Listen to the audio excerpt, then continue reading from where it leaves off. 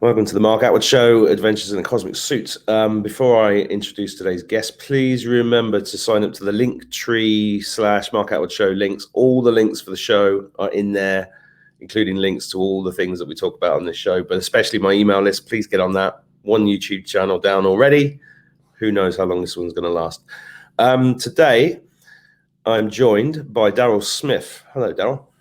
Hi, Mark. How are you? I'm good, thank you. I'm good. So today we're going to talk about empath education. Yes. Okay. So I run an education platform called Empath Education. I design courses in psychology and self-actualization. I have 3 courses. The main flagship program is called the Adult course. It teaches how the brain works, how the mind works, how to manage mental and emotional well-being. There's a module on intellectual evolution, how you increase your IQ by assessing all of your cognitive biases. I run another course called the Meditation Program, which teaches Raja Yoga meditation, the 8 stages to reach Samadhi, a bliss state. It also teaches the neuroscience and the psychology around, the transformations which occur in meditation too. So there's a module on binaural frequency for brainwave entrainment, using frequencies in the 2 ears to calibrate the 2 hemispheres of the brain. I've just designed the Spiritual Awakening course, which is what a lot of people have been experiencing within the last year. A lot of people have been having a spiritual awakening. I've been through it myself. I suspect you have, Mark. You've been through one many years ago. No shit. Yeah. It's a grueling experience, right? It's no shit again. Ever so grueling. So 5 years into my spiritual awakening, coming through the darkest and most grueling experiences, I've studied everything from Eastern esotericism to alchemy from the 1500s, looking back at what Hinduism and Buddhism said 6,000 years ago, what happens when you spiritually begin to awaken and the ego begins to dissolve, right? So I've compiled a 6-module course to help people navigate their own spiritual awakening. Because it's a tricky area, and people do tend to get lost for years looking at all the wrong stuff. So coming through it myself, I've just distilled everything I've learned into this dynamic experience, so it can help people to orient themselves towards becoming their higher selves. Okay, we'll get into the courses in a bit. I'm interested in who Daryl is. How did you get to this point? What happened to you? Right, so through my teen years, I'm a musician. I'm a guitarist. I've been playing guitar in rock and metal bands my whole life. Can you come and give me some lessons? Because I never pick it up enough. Yeah. I'll send you some links to some of my music and my band projects, and I also produce electronic music. But through my teens and 20s, I had a difficult childhood, like most of us, a lot of childhood trauma, and I think music was a great way for me to escape and to find my drive and my passion, to heal all of that trauma, especially rock and metal music, because it's very aggressive and it has a lot of the flavors and vibes that we experience through our darker emotions, right? I think that's why a lot of people gravitate towards that style of music. But becoming a guitarist in a rock band, touring the UK throughout my early 20s and signing to a record label, I was having a lot of fun. I was drinking a lot of alcohol, taking a lot of drugs in that rock and roll scene. And it wasn't until I turned 25, 10 years ago, I decided to do a teaching qualification. So I was working as a calibration technician for an American firm called General Electric. And I was a calibration technician there, calibrating pressure sensors. Some applications were for military, submarine and aircraft. So that job allowed me to just earn a salary so I could buy the guitars I wanted, expensive equipment, and buy the car I wanted. And then in the evenings, I'd be gigging around with my band. And, it was great fun, but it was exhausting. And well, I know a little about that because I managed bands for about a year of my life, and it was exhausting. Just being the manager was being exhausted. Exhausting. Managing people, right? Managing all that energy, artists and musicians have a lot of chaotic energy. I've just had flashbacks to being arrested, to flat tires in Scotland, and also joints that were this long. Yeah, definitely. So you know, part of my spiritual awakening was, you know, my drug use and just becoming addicted to drugs and drinking and you know, all of this habitual programming which I'd picked up through my teen years, you know. And you know, I didn't really have a any idea of religion or any kind of spirituality, but I started to have supernatural experiences, poltergeist experiences. Oh, yeah. Right. So the place I was working at actually was haunted. This laboratory I was working at, people would tell me there's a ghost in there, right? And things would fly off the shelves, like things would randomly fly off the shelves, and people would scream. And you know, it wasn't until I saw it with my own eyes, a water bottle shot off a shelf right in front of me, landed on the floor, upside down. I used my water bottle to demonstrate, upside down like that on the floor right in front of me. And I thought, well, there has to be something more. It was probably your future self trying to catch your attention. That's what I've been thinking about. So yeah, I've thought about this theory. So at that point, I thought, well, there has to be something else beyond this, you know. And yeah. I think part of me was I was waiting for something to click, but it wasn't until I became a teacher, and I became a teacher for a private college in the UK called Access Creative. Now it was called Access to Music. I ran a level 3 sound engineering program, music production program. So I taught mixing, mastering, songwriting, composing for TV, music theory, music business. I taught all these units. And for 4 years in a row, I had the most successful program out of 9 colleges in the country for that business. And Ofsted were asking me, how do you do it? I was grade 1 by Ofsted every year. And they were asking me, how do you do it? They were asking for my lesson plans. But the trick was that I was teaching my students, why all my students turned up and performed and got their distinctions, right, is because I was teaching them how the brain works, how the mind works, all the stuff I had to learn for all of my traumatic experiences as a young man. So I was teaching all of my students this, and you know, they were performing very well, and a lot of them now are at university, and I still get reference requests, students, so that's great. But it wasn't until I had a spiritual awakening. I almost died in hospital. I overdosed. And I in fact, I should have died. I had serotonin syndrome. So serotonin syndrome is fatal. It completely messes up the central nervous system and brain chemistry. And as I was lying there in hospital and I knew I was leaving my body, I got to this great white light. And at that moment, I just knew what I was about to do to my parents, what I was about to do to my fiance, what I was about to do to everyone. I was about to destroy their lives. So I pleaded with all my will when I got to this great white light, please don't let me go, please don't let me go. And instantly I was back in my body, heart rate stable. The doctors didn't even know how, because I was having a heart attack. So that was a grueling experience. You know, I had to get my brain chemistry back online from that. And I started to attract more poltergeists into my living space through that, right? And started to have sleep paralysis and started to see dark, shadowy figures.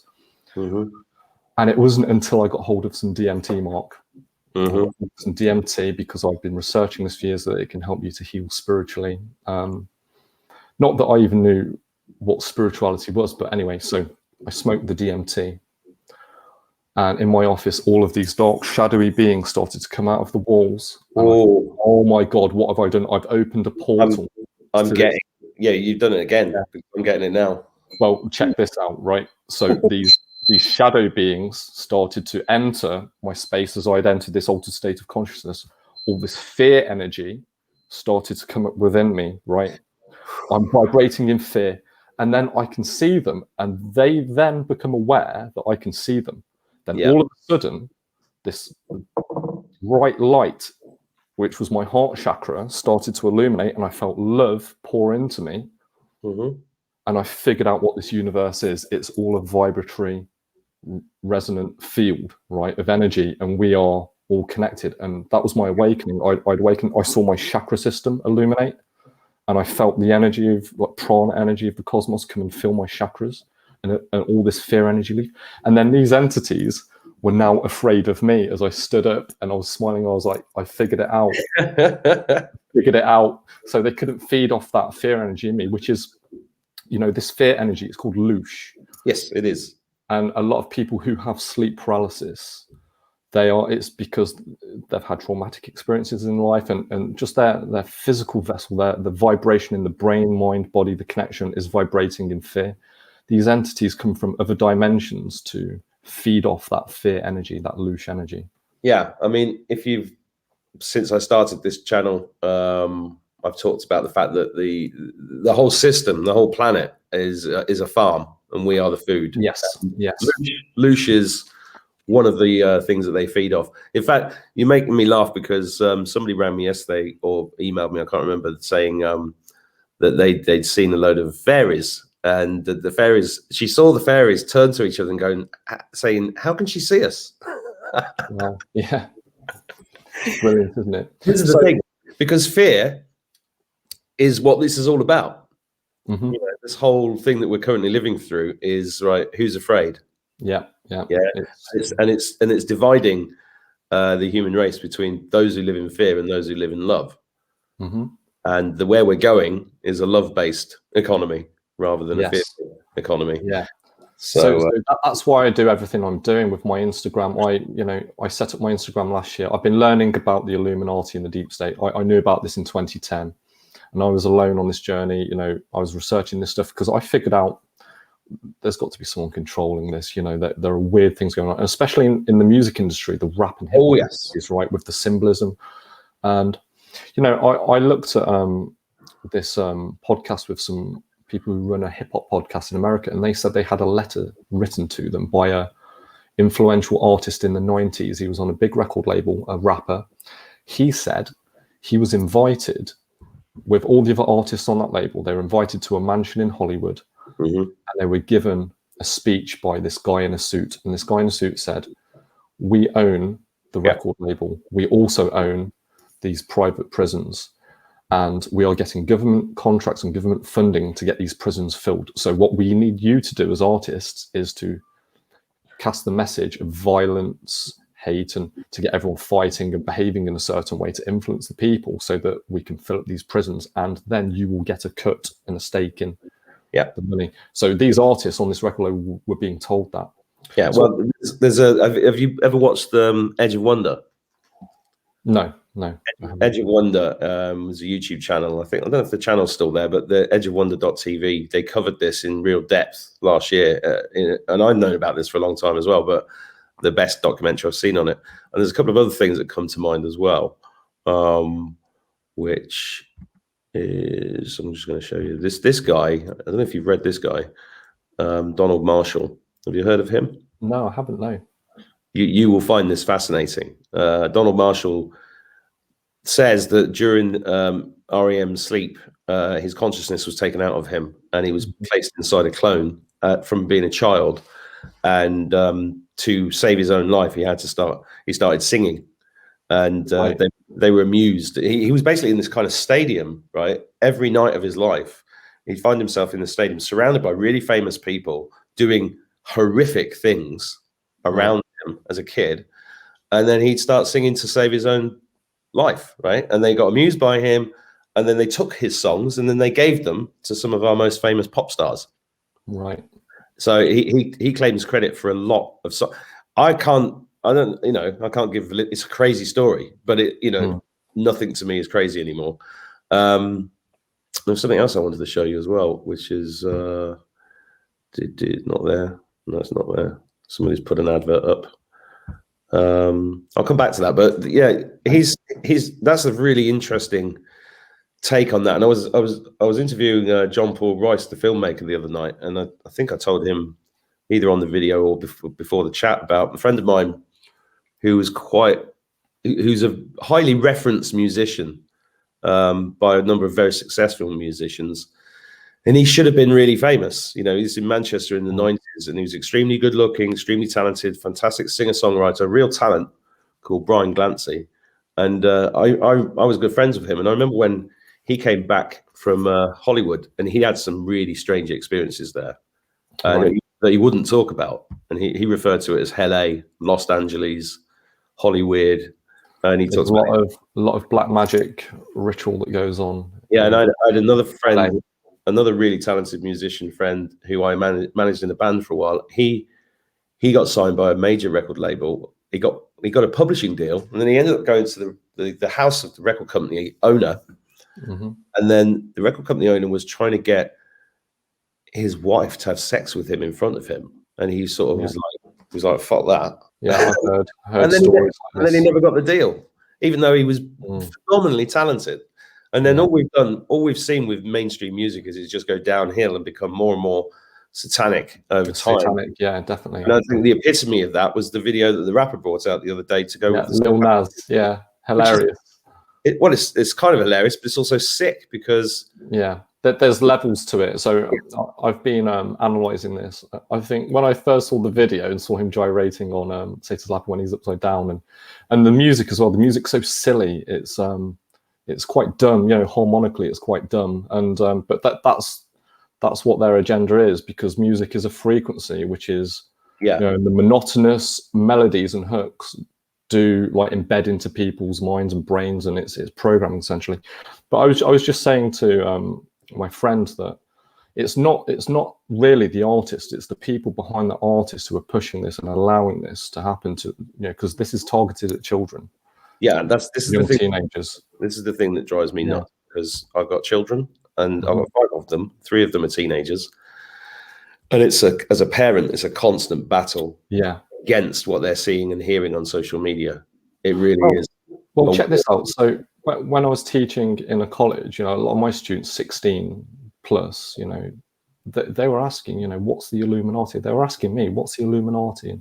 And so they were very aware, because they'd heard it and seen it in, the music they were listening to and rappers and all of that symbolism. But now we have like artists like Lil Nas, pulling off these stunts, releasing the Satan shoe, who, by the way, Nike had no affiliation with, so they are now suing him. I don't believe that for 1 second. Do you not? No, I saw that yesterday, and I said, no, Nike are behind this 100%. If you look at the CEO of Nike, the former CEO, there's pictures of him surrounded by his artwork, and it's like looking at John Podesta's collection of artwork. Oh, okay. Although I haven't dug into it, it's just my instinct. It could be a money maker for all of them, because of course it is. In the news, Nike are saying that they're taking Lil Nas to a federal court because he did not have permission to modify all of those trainers. So he sold 666 pairs for $1,000 each. So he made like $600,000. But then Nike now saying they're going to sue him. But maybe it's just a big money making scheme for everyone. Well, I think it is. And one of my go-to references is this website. Can you see that? Yeah. So this is called Vigilant Citizen, right? Which I've been reading for about 10 years. The Vigilant Citizen. Everybody should have this on their bookmarks, because this guy covers all the symbolism in music and movies and buildings and architecture. And if you really want to dig deep and do research, this is a fantastic resource for anybody. And I'm going to go and look into this one in a bit more depth later. I've just not had time so far. My instinct it's just my instinct that Nike kind of give themselves away with their logo, because that tick logo is really a swoosh. It's really a representation of the planet Saturn, and this whole thing is controlled by a satanic Sabbatean cult. That's what people need to understand. So I don't trust a word Nike say. I'm hearing that one. So I think the problem is that it's just in our faces anyway. It's all on our screens. Everywhere. It's everywhere. Once you know the symbolism, it's where do you live in? Where you live in England, right? Yeah, Birmingham. Yeah, in Birmingham. Whereabouts? Actually Wolverhampton. Okay, Wolverhampton. Of the Wolves. Yeah, I know. My brother my mum lived near you.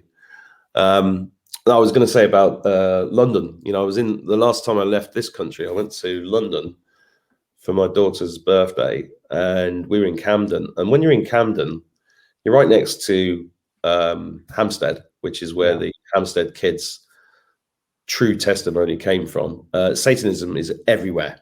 It's absolutely everywhere. There's a big building. There's a big building in the market at Chalk Lane called Cyber Dog, which is really a massive Baphomet. You've got Camden tube station. There's a pub opposite that called Camden Eye, and it's the great eye over the pyramid. It's everywhere. Yeah. So it's all the Masonic societies, isn't it, Mark? It's the Masons who. Yeah, but I mean, look, it has to be said. The majority of like Masons at the lower level don't know that they're joining us cults until they move up. And the higher magic, or the black magic, the true mystical, metaphysical magic ritual which exists in the elite societies, that's hidden. The word occult means hidden. Just means hidden. Yeah. Yeah. So the occult practices of these black magicians. Well, that's what we're here to shine a light in the dark. Yeah. Because it's time for it to end, and this is the end times. I've referred to, which is a good thing because it's the end of those times and the beginning of new times. Yeah. So one question I've got for you is, through all of these experiences that you've had, are you optimistic about the future? Yeah, I'm very optimistic about the future. So, last year we were forced into lockdown, and I think we've been experiencing a collective dark night of the soul because people have had all of their routines stripped away from them, and all of the things that maintain their sense of self-esteem, right? Their jobs, their social routines, even relationships, things like that. So I think it's been necessary for us all to be isolated and have to look within and face the self, right? Because people have now exhausted all the entertainment streams and all the distractions, right? Netflix, online gaming, fast food, gambling, all of these things, pornography, all of these things. And all of these things are drugs because they all operate on the same circuits in the brain, which exacerbate dopamine release, which is the reward and pleasure center in the brain. But it also is responsible for habit formation. So I think a lot of people are just like, they know this is just unbearable now. And people are starting to wake up through that. And also it's astrologically predicated because we did come into the age of Aquarius on the 21st of December. We certainly did. Yeah. So Saturn and Jupiter were in conjunction to raise the energy on the planet. And I released a video last year saying that this year we're going to see intelligence heightening, empathy heightening, compassion heightening, because the planets really do determine the movements of consciousness within the planet. And the way I explain this to anybody who is a bit unsure of astrology, it's like, well, the full moon creates the ocean tides, right? The gravitational pull of the moon creates the ocean tides, and we are 70% water. Well, I've been using that exact same description for the last 20 years. Because it dawned on me that if it's doing that to the sea, what's it doing to us? Well, the police get training on this. I spoke to a police officer who says even the police get astrological training because they know that most crimes are committed on a full moon. Yeah. Because it sends everyone mad, right? Because we're having our neurochemistry, our biochemical frequency affected and pulled, and that's how all of our emotions and mind operates, right? And it gets even more interesting when you realize the moon's an artificial satellite. Yeah, so people have told me about this. I don't know too much about that, but it's worth looking into. Yeah, I'll check this out. Yeah, so I was told that at one part in our life cycle, we didn't have the moon. It wasn't affecting our emotional fluctuations. So that's an interesting theory. Yeah, it was definitely put there. The mathematics of it just doesn't make any sense if you look into it. And there's loads of books written about it as well. There's just tons of stuff on it. But so empath, right? Interesting word. There's a lot of people that identify as empath. I've met a lot of people that identify as empaths who are the complete opposite of empaths, which is I find it quite hard. Well, it's just a title, isn't it? Yeah, people like titles. They like to ascribe, a title to themselves. They like to be a shaman, a mystic, whatever. Yeah, people love identifying as something. But what's your definition of an empath then? So I think an empath is someone who is just so connected to their central nervous system that they can just feel gradient energy. Because we're talking now, even though we're not face to face, you can still pick up on inferences from my body language, skin tone, eye contact, tone of voice. These are all unconscious inferences that the subconscious mind is creating. And I think empaths are people who are highly sensitive to that, where they're getting a lot of psychic phenomena occurring in their mind from all the inferences they're drawing from external reality. I think I've always been wired this way since I was a child, and it's been, you know, I've had to really learn how to strengthen my vibration, strengthen my mind and my will, essentially. But I picked the name Empath in 2016. I just thought it sounded cool. Empath education. Yeah, I just thought it sounded really cool. Well, in journalism, it's called alliteration, which is a good thing. I'm just going to show everybody your website so they can all see. You see that? Yeah. So see the upside down triangle with the eye. Yeah. People ask me, what is that? That's an anti-Illuminati symbol. It's the inversion of evil and the bestowing of light to the individual and to people. Well, I like that then. So you put all the courses here. Yeah. So description of the modules, and you can enter the prospectus through view course on each module. There's testimonials. There's more information on this homepage. Yeah, it's taken me 2 years to construct this website. I've never built a website before, but I've been working on it for 2 years, and these courses are fully fledged. It will take you 6 to 8 hours to do each course with the learning assessment. And the processes for self-inquiry. You know, I am encouraging people to write out their own experiences, because that actually changes the structure of the brain when you write and you evoke these ideas and evoke these thoughts and emotions and get them out on paper. You know, scribing is magic, essentially. Yeah, I've taught lots of courses on the law of attraction, and I always teach people to write things down. Mm-hmm. It's incredibly powerful because you make it real in this dimension when you do that, and then you pull it towards you. I've just paused on that because is that Orbital, as in the band Orbital? No, it's the song Orbital by a band called Tesseract, and I just it's the other way around. Selected, okay. Yeah, I selected that song there because it really encompasses what the point of this course is. It's only a 2-minute song, but I'm using music in this course because I'm showing people that all the answers do exist in the art that musicians are putting out there. The messages, the information they're looking for is in music too. Absolutely. I mean, I never really understood that until I did ayahuasca. And when you do ayahuasca in a proper ceremony, there's usually music being played and you can see the note. Well, yeah, the Icaros, right? Yeah.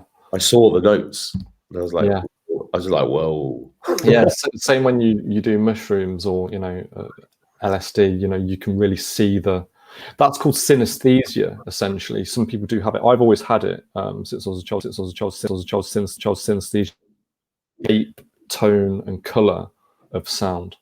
Did you see what just happened then? No, what happened? That was really interesting. You just went, I've had synesthesia since I was a child, It just went like on a loop. Oh, did it? Yeah, I thought, I didn't know it was you. No, I didn't know it was you. Well, no. It should come out on the YouTube. You should look at okay. when it gets to 28 minutes, go and have a look at it. Right, yeah, it didn't do that for me. So synesthesia is the phenomena where, you know, you can see, you can imagine sound as shape and color. And I've always had this ability, which is what's helped me to create music and become a sound engineer, working with frequency and equalization and compression and learn how to shape sound, you know, to a professional level. It's really helped me envision that, you know, envision the tools as well. And that's where I used to teach it. You know, I used to use diagrams and teach my students how to imagine what they're doing to a sound wave, you know, in terms of like color and shape. It's so important. I'll just pull something up for you that happened this morning, actually. This is like a big bugbear for me because the children are having all of this knocked out of them by the education system. And my daughter was told by a school report the other day that she was lazy. And then I got this from her. Just going to pull up this screen. This is on my Telegram channel this morning. So I said my 14-year-old got a school report saying she was bright but lazy. But she spent 6 hours sat up from 1 o'clock in the morning till 7 a.m. doing this oil Yeah. painting the other day. That's phenomenal. Exactly. That's really good. I know. Right. It's a good piece of work, right? So, and I said to her, I said, look, if you do a painting on this canvas that I bought you, I'll buy it. You know, so I bought it. And then the good thing, the really good thing is that I offered her 40 euros for it, and she said, no, I want 60. And she knew her self-worth. Yeah. And I ended up giving it to her. But I've also done here, and I think this is an important, 120 comments since in the last 2 hours. I've sent my daughter all the screenshots from all these amazing people in my Telegram channel that have just said incredible things to her, because this is so important. All of our children need to be encouraged with the skills that they have. Yes. Not try to squeeze them into something that they don't want to do.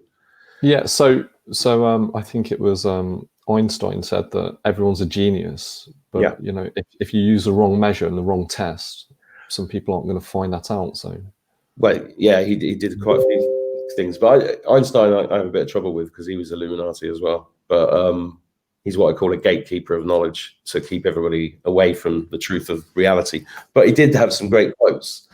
Yeah, well, that's the only one I know. I just read that book. It's true. Yeah, so it's what's very apparent is that you've had some profound experiences. You've had a near-death experience, which is, I've had one of those as well. There seems to be something in common with, it seems like a lot of the people that are spiritually awakened have had to go through pretty much near death, you know, hell. And it's I think that's the only way you can break away from the ego, right? From ego consciousness. I don't think we can truly know what that is unless we have an experience, a psychedelic experience, a near-death experience, a mystical experience in any way. We can't actually become aware of the ego unless we have that neurological event occur in the brain, right? Which is what our consciousness is predicated on. So I've been teaching people all of this stuff, you know, how the brain works and how to attune their aerial, their body, brain-mind connection, brain-mind-body connection, to attune their aerial. Because, as you said earlier, you know, we're being farmed for this loosh energy. So I set up my Instagram account last year, and I had thousands of people gravitate towards me because I was teaching this stuff. And I was saying, this is what they are doing. They're using the mainstream media as a weapon to keep everyone fearful and spellbound and confused and distracted, so that everyone will be in that vibration, because these societies are worshipping entities and deities which require fear energy as a source, right? So people like you and people like me, we're reminding everyone to keep their vibration high, keep their vibration straight, and it's love, right? Love is the most powerful vibration. It is. It's love and gratitude. Right. So, yeah. Yeah, I was having that conversation this morning with somebody who came to the house, and I said, look, it's really, really simple. You've just got to love as much as you can. You know, that's not attaching, right? No, without being attached. Yeah. Non-attachment, unconditional love is a state of being, and it's like, if it comes, let it. If it goes, let it. But just be. But magical things happen around that once you just start being and being like. So I meditate every day for this, Mark. I meditate every day to send loving kindness out to everybody and everyone in the world, right? And I've noticed that magical things start to happen around that. Like, everyone around me, their life starts to even get better and flow more harmoniously. And that's because I am attuning my vessel so that I'm filtering out all of the chaos and psychodrama which occurs in my crazy mind and occurs in my being.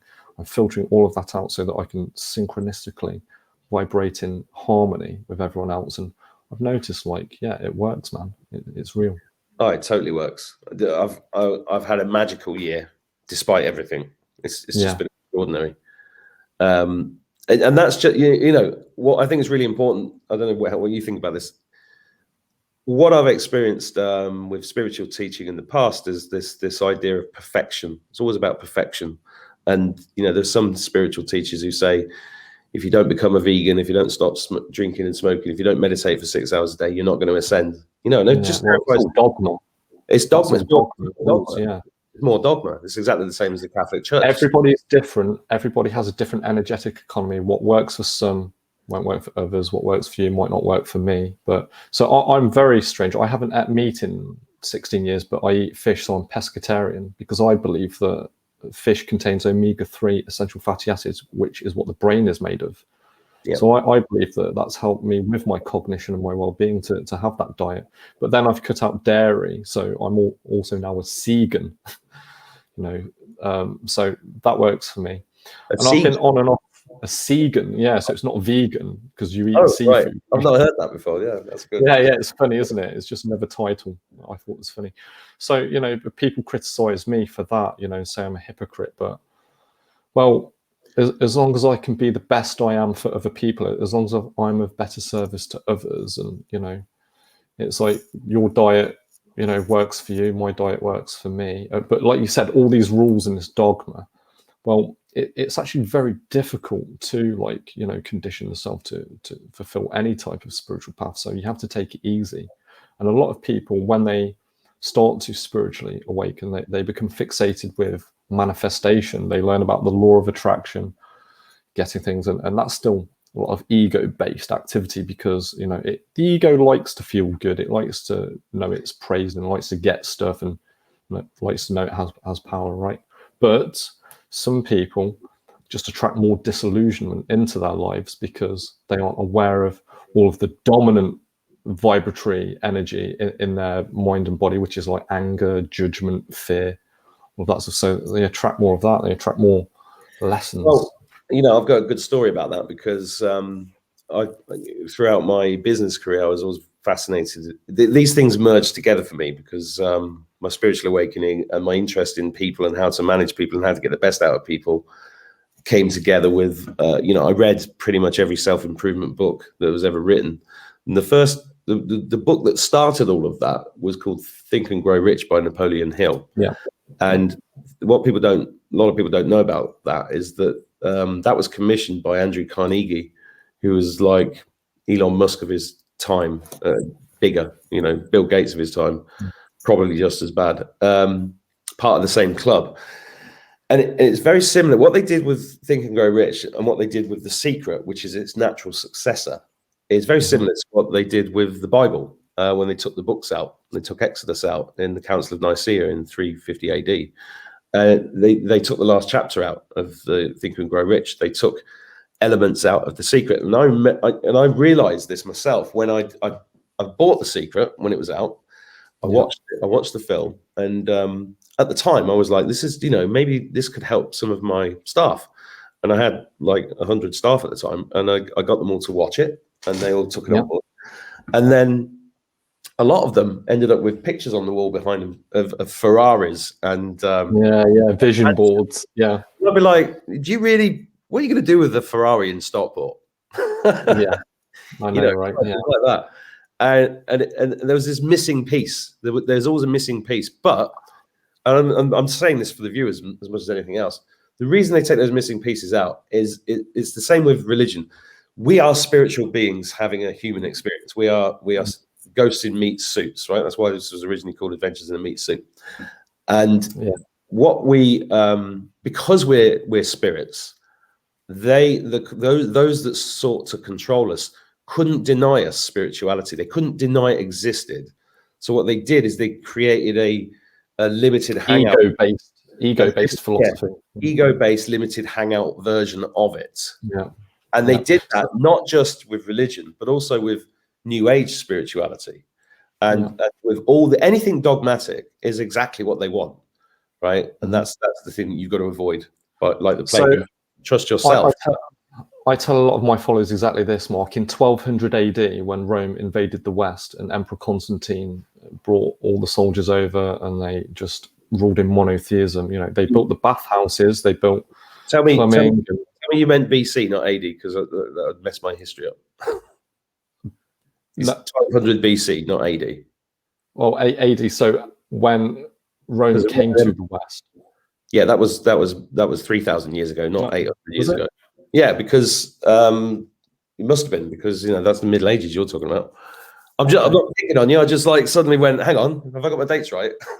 Yeah, I'll have to double check that then. But essentially, when Emperor Constantine invaded, the West with the armies, they ruled in monotheism and they banished all spirituality. They banished paganism and the Druids and all astrology and magical practices, right? Spirituality, because he discovered it was much easier to control a society if you give one rule and one worship. So everyone was given Jesus and the 10 Commandments and that moral codex and that philosophy. But you see, I get a lot of flack for saying this, but you know, I don't doubt that, you know, Jesus as a man, as a spirit, you know, once walked the earth and came to teach us all love, right? And teach us all that Christ is within us, Christ consciousness is within us. But I do believe that the Bible was rewritten time and time again by kings and rulers, and passages were taken out and rewritten strictly. And I think the result of that is that a lot of religious followers are caught up in the story that there is this deity and savior which is going to save them, so they can forfeit their own responsibility for becoming the highest version of themselves, right? Because as you may read online, and I read online a lot of people say Jesus is coming back again, Jesus will come soon. So that to me tells me that some people aren't willing to take the responsibility to make this life as great as it can be, because they think this metaphysical entity is going to come and do everything for them. So I just make people aware of that. You know, I believe in Jesus. I believe that Jesus is within us, but it's us. We have to make this world a better place. You know, we have to raise the vibration. I think there's a lot of interesting things you say there. I was reading a Telegram post from somebody this morning saying, you know, Q is just a psyop, and we've got to sort ourselves out now. We can't keep waiting. And I was like, that's exactly what Q wanted, right? Because that's why they stopped posting. Because that's why Trump had to move to one side.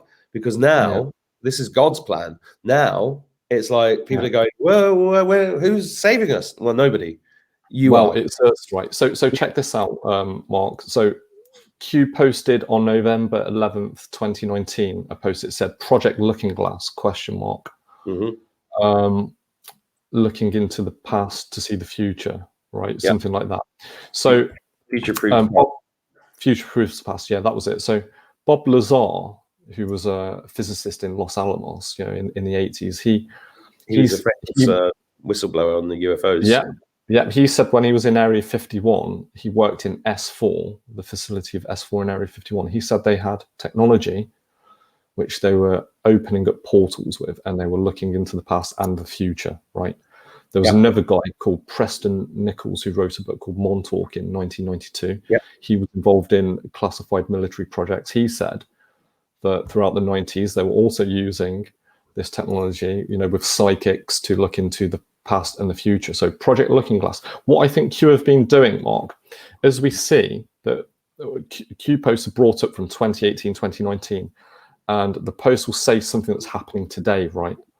I think Q have been using this technology to look into the future, and they've been relaying these messages to us so that we can all align to the desired vibrational timeline to raise the frequency of the collective consciousness so that we align to that desired outcome. Because I think there are many timelines and many dimensions we could enter depending on the collective spiritual energy, right? So that's what I think. I've put Project Looking Glass in some of my poems, and this post came up yesterday on Natural News. Mike Adams talking about Project Looking Glass, and if you know, I've mentioned many times that, in my opinion, the Trumps. There's a lot more to the Trumps than meets the eye, and they are definitely time travelers. There's so much evidence to point out that they are time travelers. If you look at the adventures of Baron Trump from the 1890s, Ingersoll Lockwood. Everybody should go and look that up because it's just mind-blowing. And you know, this is you know, Mike Adams is not mainstream news by any stretch of the imagination, but this is what he put up yesterday. Project Looking Glass reveals future timelines converging into mass awakening of evil. That was you know, yesterday.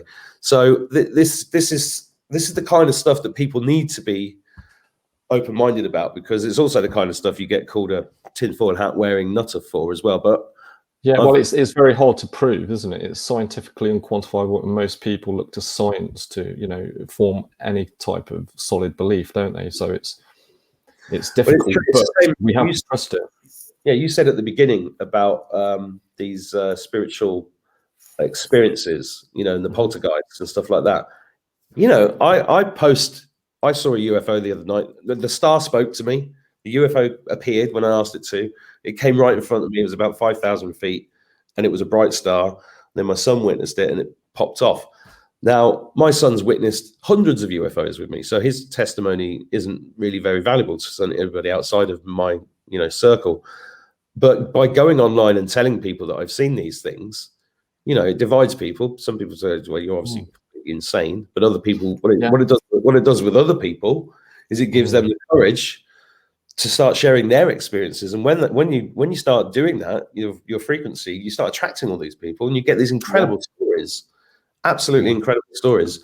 And there's too many of them. It's like, and that's the other thing. A lot of it's all unified, right? It's all very similar. It's all in a unified space, a shared consciousness, which is, and same with psychedelics. People say when they smoke DMT, they meet the same entities from all over the world. Yeah. People say that they've met entities that look a certain way, and someone else over the other side of the world will say they've had the same experience, seen the same entities. So, it just does prove to some degree that there are other dimensions, there are things going on that we can't perceive within the 3D. And but what's interesting is how people twang back. I've had an experience where somebody very, very close to me did a mushroom journey, and during that journey they met their dead sister who died 20 years previously, and they walked up a mountain. This was a beautiful journey. Like, she was out for 8 hours, met a dead sister, said goodbye at the gates of heaven or whatever she saw, woke up, explained this experience, and had complete peace and made complete peace with her sister. I've had a similar experience, yeah. Yeah, but she processed all of that. It was a beautiful thing to witness. And then, about 2 months later, I overheard her say, "Well, I don't believe in life after death." And I went, "Hang on a minute. 2 months ago, this happened. Oh, shit, yeah, I forgot about that." Well, it's easier not to, right? It's easier not to. So here's an interesting thing. The Buddhist monks, they meditate towards death, right? Their greatest fear is reincarnation. So they are meditating to shed all of their karma to reach nirvana, the clear light, so they don't have to reincarnate in the cycle of samsara. But you see, that's just a given for your friend there, and people that don't believe in life after death. It's just funny, isn't it? Well, it's really, I'm glad you brought that up, because in the mystery schools, the thing that I learned is that Lucifer created a smaller version of Earth that was far less colorful, far less vibrant, with this soul trap, right? So lots of us have been here many, many times and reincarnated until we got to the point where reincarnation is now done, right? And where we're going is into a different dimension. And a very good friend of mine, JCK, I don't know if you've ever seen any of her videos. She's a very, very powerful medium, and one of her friends committed suicide during the lockdown, and then came to her and said the reincarnation machine's broken. That's what JC said. Samsara. And we're not doing it anymore. Yeah, well, the Hindus say this is the Kali Yuga. This is the last part of the time-space axis, and we are now coming to a concrescent end to merge back with God, which is why everything's like, evolution has just sped up so much in the last 100 years with technology. And apparently that's their philosophy on it. So what you're saying is true. But just to go back to your friend who had that experience of seeing somebody. So before my spiritual awakening, my grandmother passed away. She was very ill with cancer. And when she passed, I had this dream, and it was the most vivid astral dream I've ever had, where I was walking to her house and I entered her garden, and she was sitting in the garden at the table having a cup of tea. She was glowing, and it was a weird twilight. And I remember being very lucid in the dream. And I said to her, "Oh, you're so well now. You're better." And she was like, "Yeah, I'm much better now." And she said to me, "I've got to go." And she showed me Orion's belt and the stars, and she said, "I've got to go." And then the dream ended. So after that, I went to a seminar in Birmingham. The leader from the Dogon tribe in Africa came over to do a seminar, and he said that their information knowledge is passed down from the age of the pharaohs, right? He said when the soul leaves the body, it has to pass through Orion's belt. And I was like, oh, my grandmother told me that. So yeah. Well, yeah, I mean, nobody can tell me otherwise. I've had far too many multidimensional experiences now to, as far as I'm concerned, if you don't understand. If you're not even interested in looking at that, then I'm not interested in talking to you anymore. Well, I think a lot of people who aren't even spiritually inclined, who haven't had a spiritual awakening, they're very aware that, you know, mystical things do happen, you know, strange phenomena does occur, like synchronicity, right? We're all connected, you know, we're all consciously connected in some unconscious way. It's just like when you think of somebody you haven't spoken to for a while, and then you get a text message from that person. Yeah. You know, that's psychic phenomena which connects us, and everybody experiences that, whether they believe or not. But, you know, in the East, you know, before mobile phones, and even today, you know, people don't use mobile phones, and they instinctively know that they'll just prepare a meal because they can sense that somebody is coming down from the mountain to see them. Yeah. That they haven't seen for like a month, but they just know that. Yeah, and these people perhaps don't even have a conception of time or day, you know. Yeah. They just instinctively know through intuition that somebody's come to see them, so they prepare a meal, right? Well, it's, you know, anybody that's ever owned a dog knows that psychic abilities are real. Yeah. The dog knows you're coming home half an hour before you get there. So here is how people connect with you, empatheducation.me. And these courses, I wanted to get you on because I think you've done an incredible amount of work, and you're selling these courses at a very low price. And I think a lot of people need this, you know. So if you're watching this and you think that some of the things Daryl said make sense, go and check out his website at least and have a. And if anybody's got any questions for you, Daryl, how do they get hold of you? So they can contact me through the website. They can contact me on Instagram, empath_education on Instagram. Cool. They're my two main platforms. Brilliant. Well, it's been a pleasure to meet you and chat to you. Yeah, you too, Mark. Yeah. I'll send me any links that you want, including this one. I'll put them in the description of the video. And everybody watching, thanks for watching. Thank you, Daryl. And thanks, guys.